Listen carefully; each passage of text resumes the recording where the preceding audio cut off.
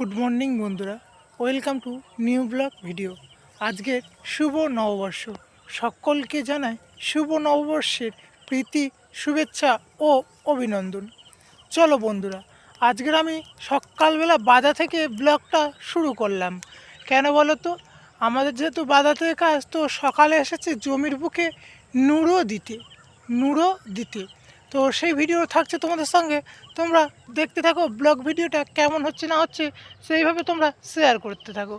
High, কীভাবে নুড়ো দিই না দিই সেটা তোমরা দেখতে থাকো। খড়টাকে মুড়ে নিলাম, নিয়ে খড়টাকে বেঁধে নিলাম, এবং আমি সকালবেলা যেহেতু লুঙ্গি পরেছি, লুঙ্গিটাকে কাছা দিয়ে নিয়েছি। এটা হলো আমাদের 2 কাঠার পুকুর। হ্যাঁ, তারপরে বাদাতে গিয়েছি, অনেক অনেক জায়গাতে নুড়ো দিয়েছি।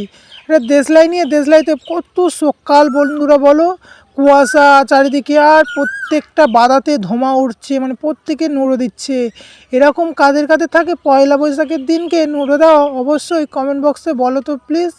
আর এদিকে আমার না ক্যামেরাম্যানটা বড্ড গন্ডগোল করছিল সকাল।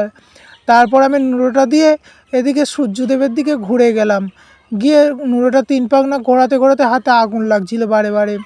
নুড়োটাকে খুলে দিলাম, দিয়ে গড়টা আমি সেরে নিলাম। আর হ্যাঁ বন্ধুরা, পানা পুকুর বলে কিন্তু জায়গার বুকে, যে কোনো জায়গার বুকে প্রত্যেক বছর এই পয়লা বৈশাখের দিনে যে কটা জমি বাড়ি আছে সে জায়গায় নুড়ো দিতে হয়, খড়ের নুড়ো করে আগুন জ্বেলে এরকম দিয়ে আসতে হয়। তো তোমার যে কোনো ঘর, দাবা, গোয়াল ঘর, খামার, উঠোন, তারপর পুকুর পাড়, তোমার ঘাটের ধার, সব জায়গাতে নুড়ো দেওয়া হয়। প্রণামটা সেরে নিলাম, এবং ভিডিও ভালো লাগলে অবশ্যই কমেন্ট বক্সে বলে যেও প্লিজ।